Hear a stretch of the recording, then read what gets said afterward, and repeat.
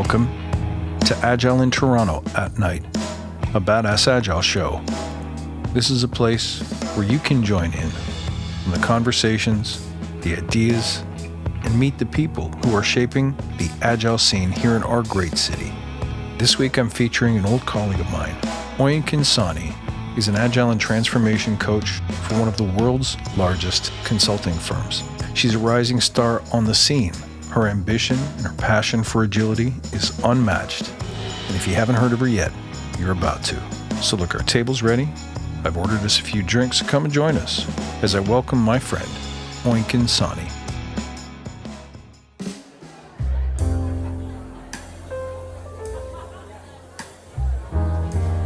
Oyinkan, how are you? I'm doing great. How are you, Chris? I'm wonderful. It's great to see you. Absolutely. Oyinkan, how are you managing through this time? Everything's changed. You're working at one of the big downtown offices. How are you adapting to the changing conditions? You know, it's definitely different, but if you had asked me this question, Chris, maybe 4 weeks ago, the answer might be different, but I think I'm adapted to this new way we're working, so I'll say I'm doing very fine. You feel good about it? I do, actually. I'm glad. Now I do. Yeah, it was scary at first? Scary at first. At first, you know, it was more of what is happening, what's going on in the world. But now it's sort of come to the point where I'm able to count my blessings, you know? More of, I'm able to have more time with the kids. Awesome. We never used to do like sit-down dinners. We do that every day. Wow. So that's fantastic. It's been okay. Well, listen, let's grab your drink. Cheers. Good to see you. Yeah, same here. Good to see you. All right. Tell me a little bit about what you've been up to, because we used to work together. And you're one of my favorite people to work with from the day I met you. You had a giant smile on your face, and you were so welcoming and so cool. And you challenged me on day one. It's like, you're going to pronounce my name correctly by the end of this meeting. And I never forgot it. I remember that. Right? So I remember that. What a great day that was. Get me up to date on what's new, because I haven't really worked with you in, let's call it 6-8 months. Yes. Yeah, absolutely. It's been really good, and you're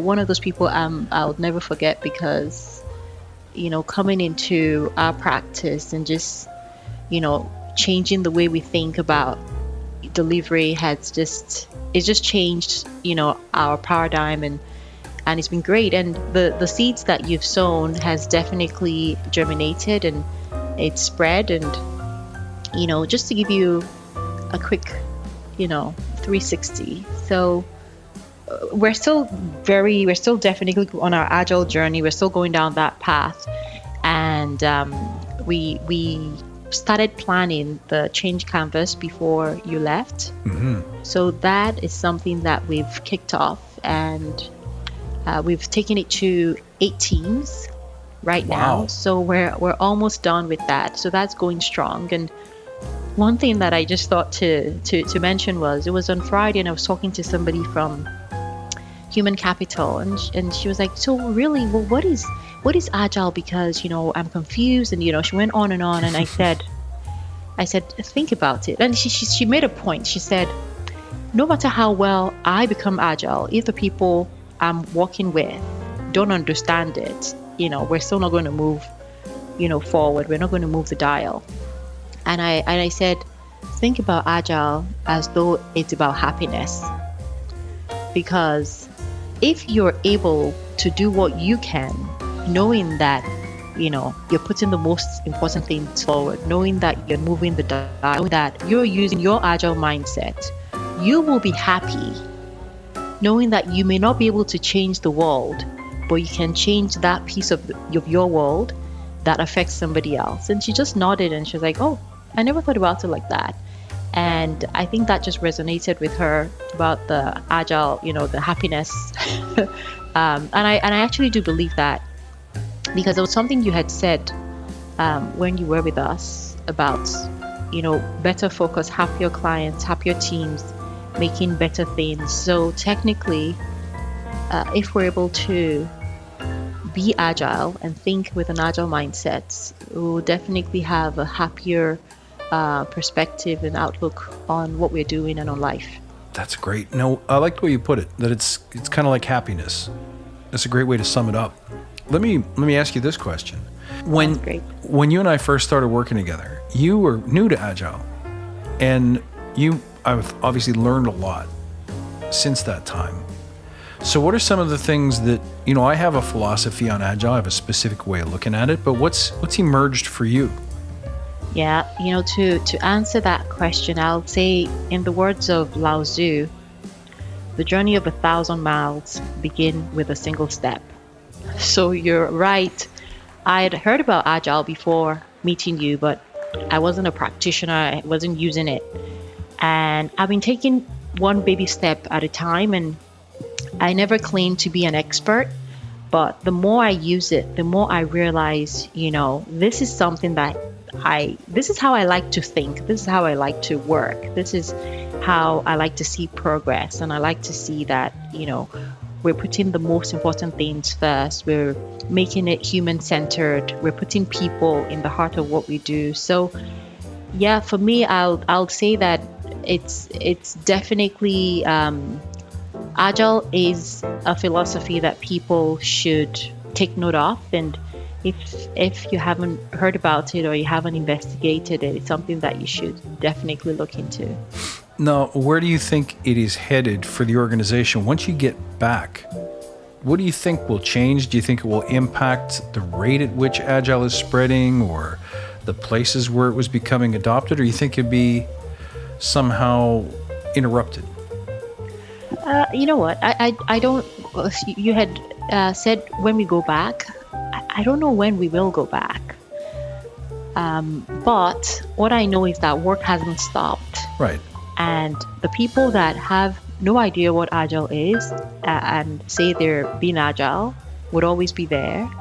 But I still don't tell them they're wrong, because I would rather they use the term, which means that they do have some kind of passion about what Agile is. They may not know. So my job is to ensure that I make available instances where they can learn about what Agile is and see how they can use it in their day-to-day life. So, promoting that growth mindset and just making available like training and thought leadership is where I and my team have come in the organization.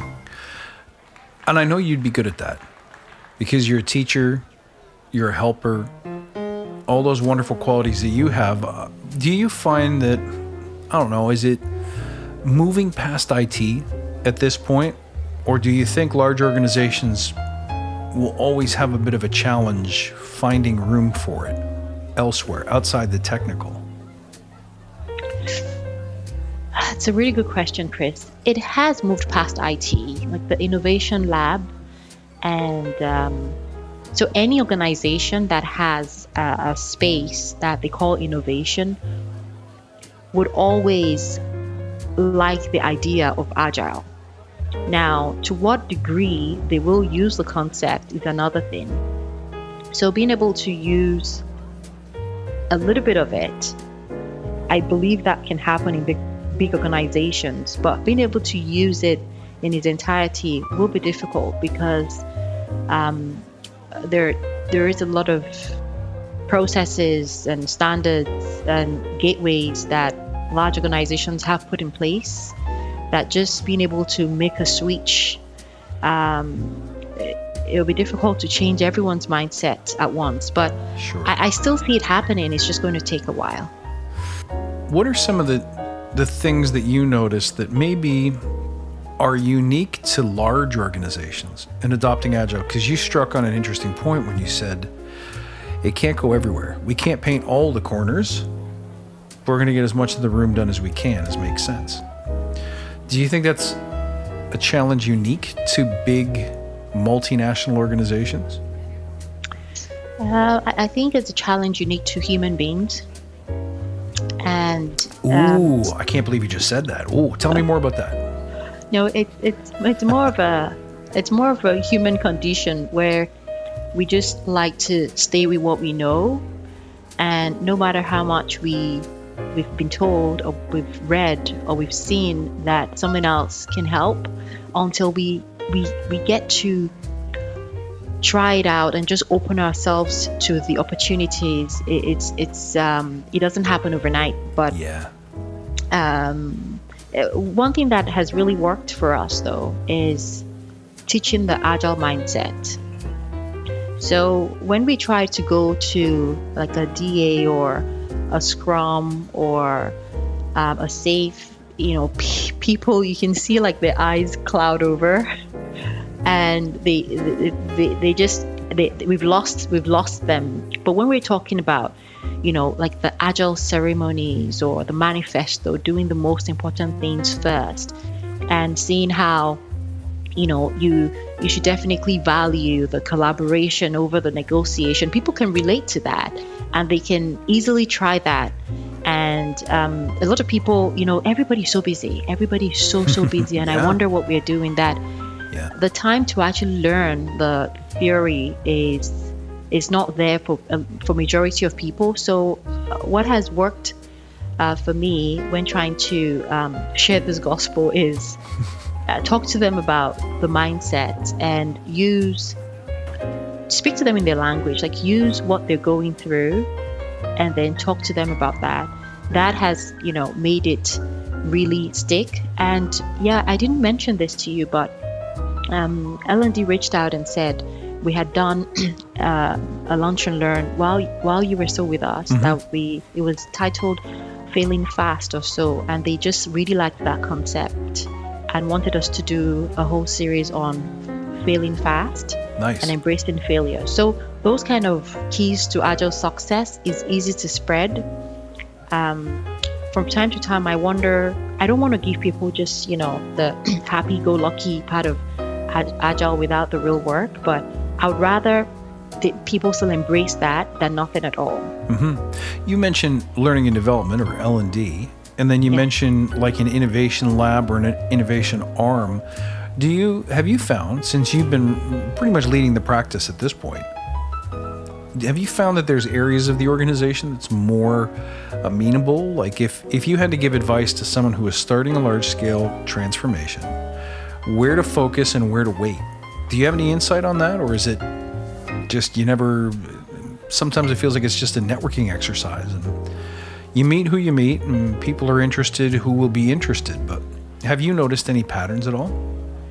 Yeah, if you're starting a large transformation, which we recently started actually. Initially, I wanted everything to be agile, so I spent about a few days to a week just putting together an agile strategy that we could use. And just what I found out was that some tools that I had suggested that would make work visible, would sort of send you emails to know when you need to do things, people just didn't want to use it. And but other things like the daily stand-up, like the retrospective every week, people were embracing those parts of the suggestion. So just being able to understand your customer, especially in a big transformation, understand who you're serving, and understand what they can do and what they're willing to do, what part of agile they're willing to take, and just quickly, changing, being fluid to change tactic to ensure that it's smooth. That has really worked for us. Wow. I was reading the State of Agile report, just came out this week. And one of the things that's interesting is they break down which among the agile practices people are adopting. So it's not a question of who's taking Scrum versus who's taking Kanban versus who takes Lean or XP. It's who's adopting stand-ups. And of course, stand-ups is, as you observed, the number one. Everyone's pretty much doing stand-ups, 80+%. What people who are doing agile who aren't doing stand-ups are doing, I have no idea. I don't want to ask. And then after that, it's demos and retrospectives, I think. But the one that nobody never gets mentioned is backlog grooming. Right. So we have a ton of agile adoption, but we still don't really have a structured way of making a list of all the things we want even though we may not get them now. And that, I'm starting to wonder, does that mean that people are saying, well, I want all of it, so there's no point in grooming a backlog, just give me everything? Or are people just not being hygienic about the practice?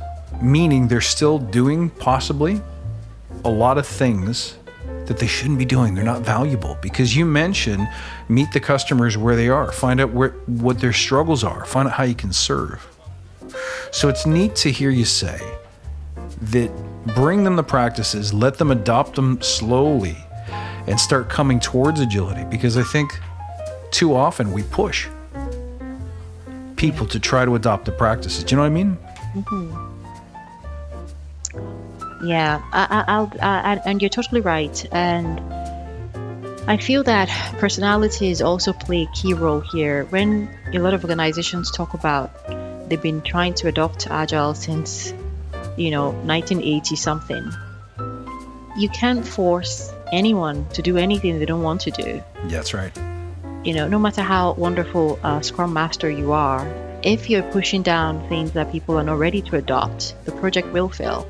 So that flexibility and fluidity is extremely important.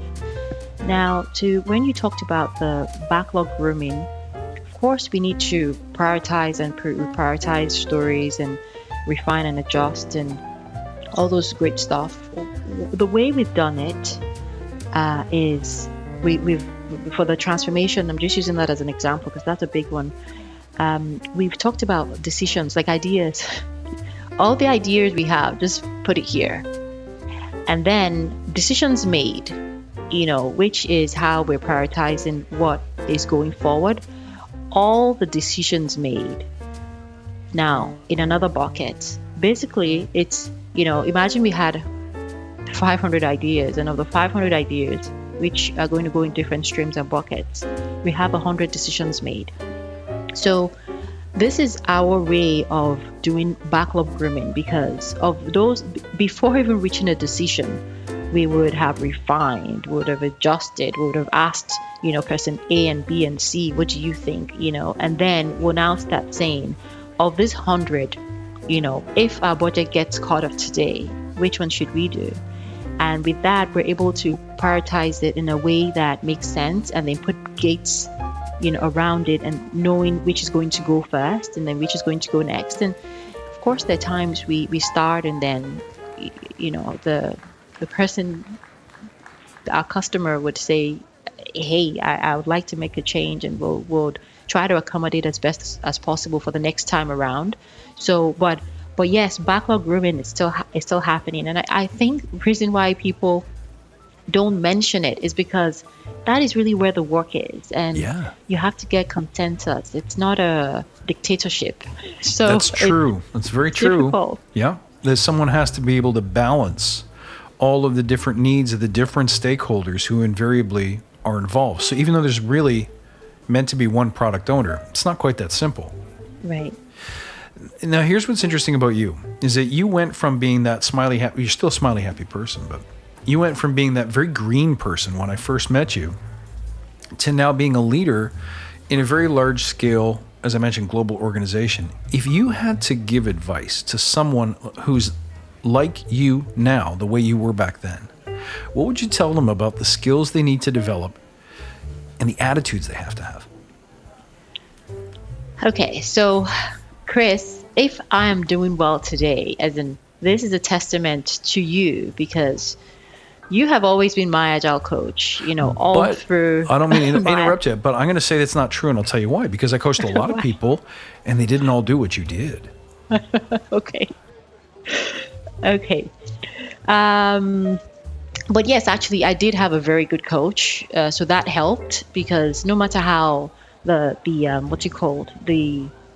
if your head is in the right place and you're really open, and that's what I love to learn. And when I see something that I want, I try to go after it and learn and absorb as much as possible, because why not? Right. So I really just don't get it when there is just knowledge to be, imbibed and people are walking away from that. It just sounds like craziness to me. So it's been open to learning and open to feedback and open to doing it knowing that you're not an expert and you might fail, and then you have to try again, and then you have to try again, and then asking questions and getting feedback, and having someone you can run ideas by is also very important, knowing that they have more knowledge and more years of experience down their belt, and they'll be able to give you point you in the right direction and give you the right tools and techniques to set you up. So that's what I would say to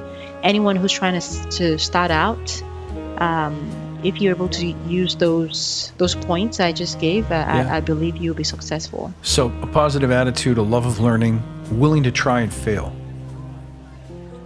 Yes, and definitely having someone, maybe a mentor, a coach, or somebody that you can run ideas by would also help. Good point. That's a really, really good point. And you had a lot of good coaches. It wasn't just me, but Yes, you had bosses in your organization who clearly understood your potential and your drive and your will and your attitude, and they, granted opportunities, and that's, once you had the opportunity, there was no stopping you.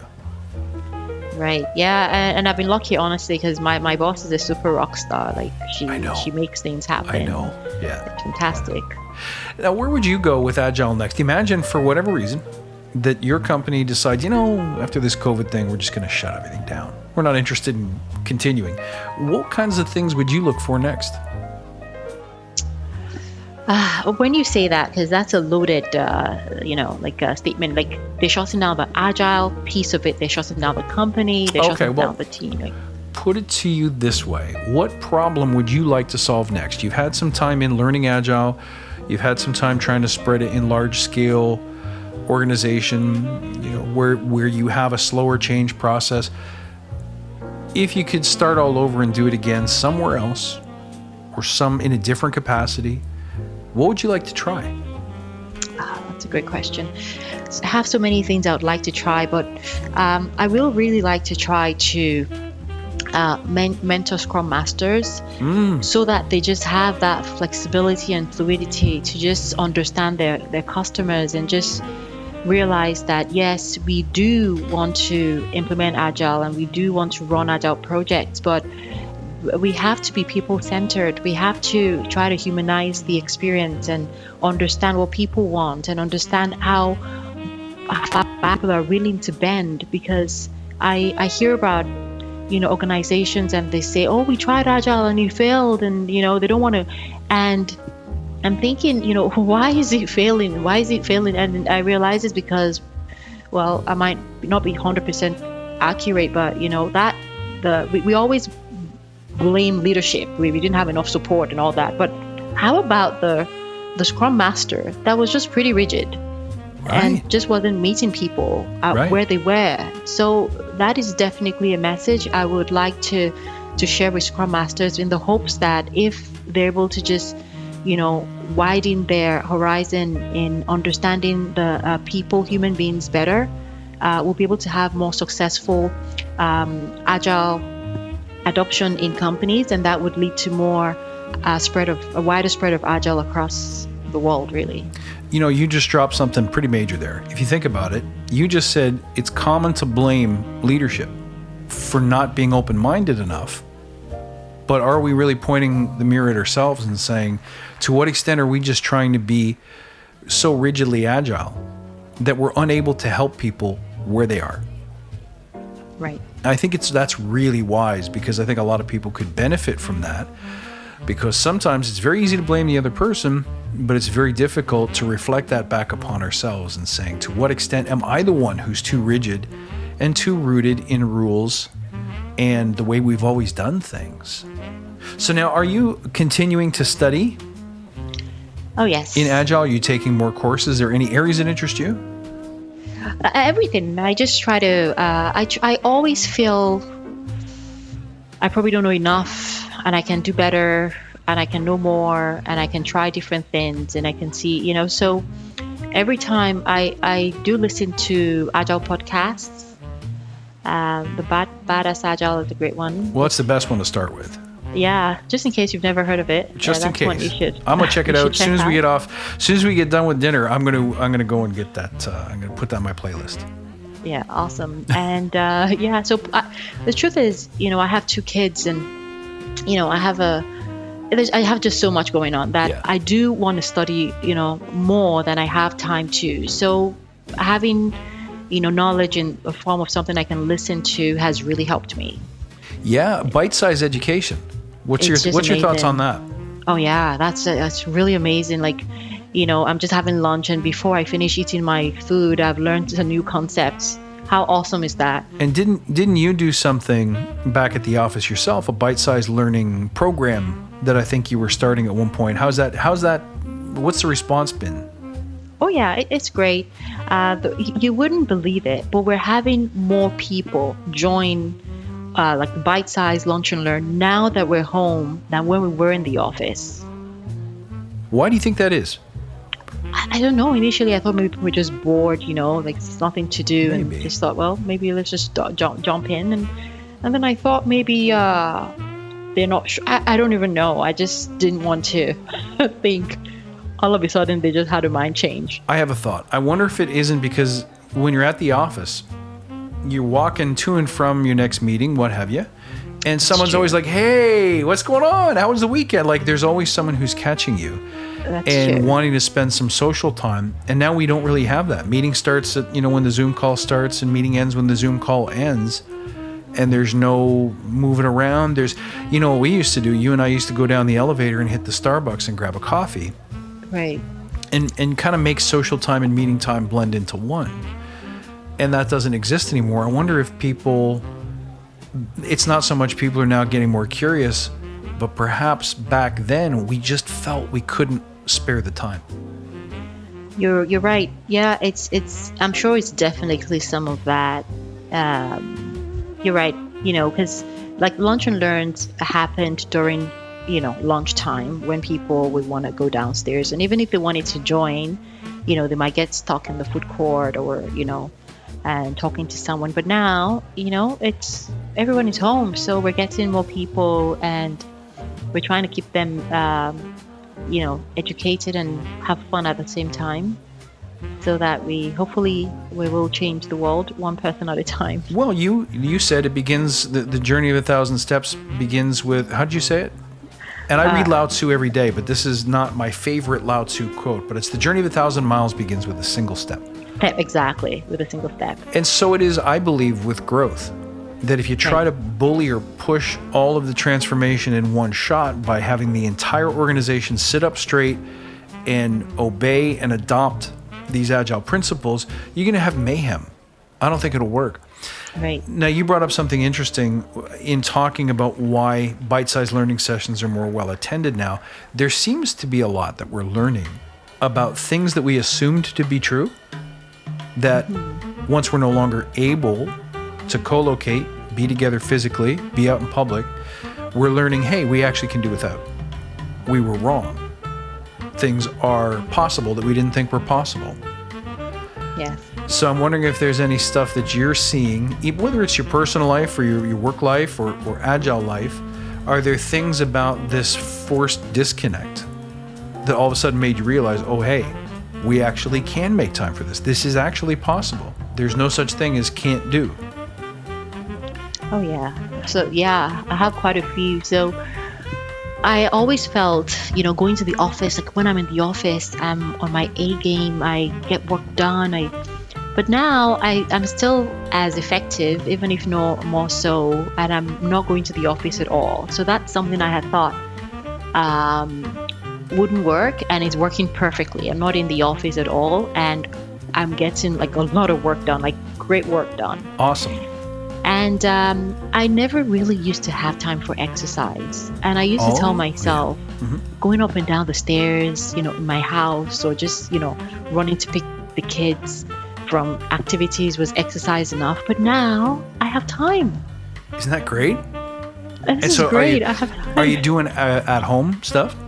Yes, What I'm do you doing do? at home. So I do yoga with Adrian, some online yoga class, and then I walk around the neighborhood with the kids. Fantastic. And there are times we jog. It's just awesome, and I have never been able to do that. So that's something that I'm able to do consistently now that I'm very thankful for. And do you think, I love your gratitude, by the way, do you think that when you go back, if you go back, that you'll still find a way to make that time because now you know it's doable and you know it's important to you? I would love to, and I would try my best. The thing is, so my kids have, my daughter has violin class and swimming class and taekwondo and tennis, and my son has soccer and he has guitar and piano. And so the thing is, I'm the driver, having to chauffeur them up and down, and then get home, and then we all try to make dinner and eat. It's like I'm just exhausted. I'm like, that's enough exercise for one day.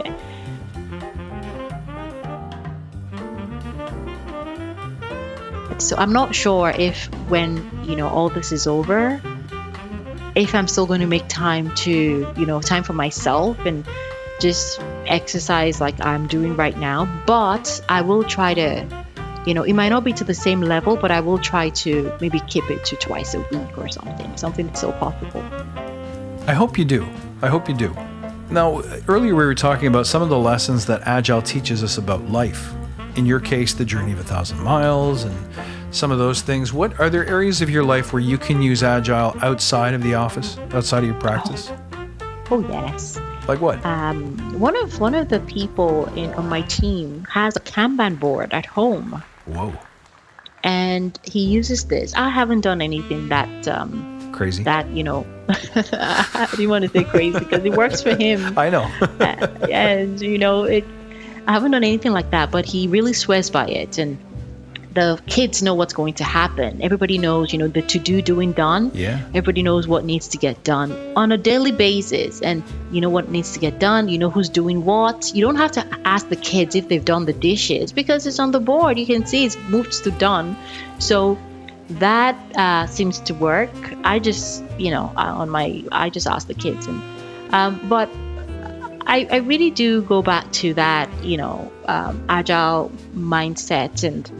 And we do sort of have like a retrospective at home, actually, come to think of it. It's nice. we don't call it retrospective, but we do like a check-in at the end of every day and at the end of every week. What did you really like about this week? What did you do that really worked for you? It's a great idea. Yeah, what do you think you can change going into next week? How can we help you?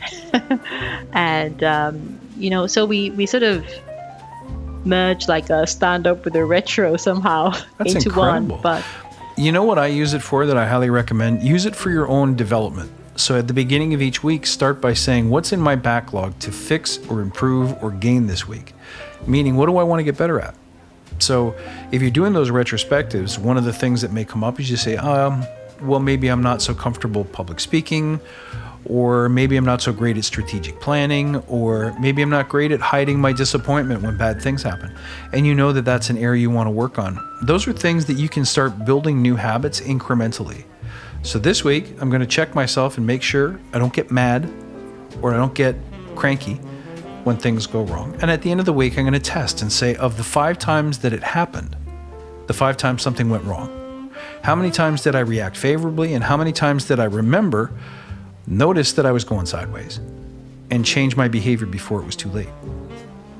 yeah, that's great. So those are little, almost like increments or experiments that you can try every week. And at the end of the week, you want to keep developing it. Great. If it's in the bag, you don't have to think about it anymore. Great. If you failed and you didn't master it, like some people, like me, you got to be super conscious of what you're feeding yourself. And it's too easy to make crappy decisions when you're in a rush, when you're busy. And I'll start the week saying, going to do better. Finish the week, didn't do better. So there's some that are more pressing that are going to be a lifetime to master. You just know it. That's just who you are. But the point is you're making consistent forward progress on the things that you can control and change. Absolutely. Something to think about. Yeah, that's great. So I've written that down and I'll take that away and I'll share that with my team as well. Please do. I hope you find it useful. But most importantly, what I would love to see is more of you in the community. We've got some open spaces coming up. There's still the community's still thriving, even though so many doors are closed. So are you involved in anything? No, actually, I'm not. Well, you know what? I'm not involved in anything yet, but someone reached out to me about there is this initiative that he started called HOPS, helping other people succeed. Mm-hmm. And he wanted me to give a quick talk. That's a great idea. Yeah, so I haven't gotten back to him, but I plan to do that. So that's something I will be doing. And I was at George Brown College about a few months ago. I give a talk there as well. So I'm not really in the community, but I do what I can with the time I have. Because I tell people, there's nothing like you cannot make time. If it's something important to you, you will find time to do it. So I would love to do more.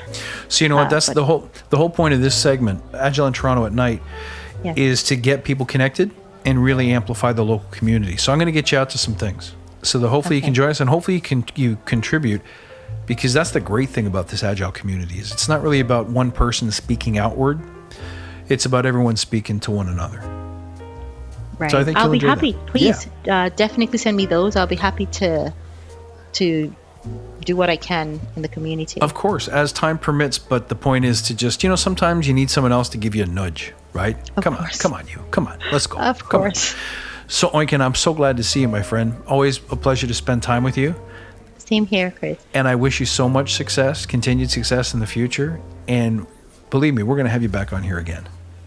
Thank you so much, Chris. Thanks for having me. No problem. Talk to you soon.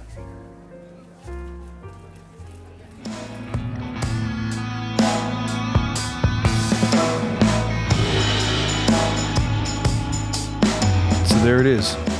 Ain't she great? Keep an eye out for her. She's doing great things.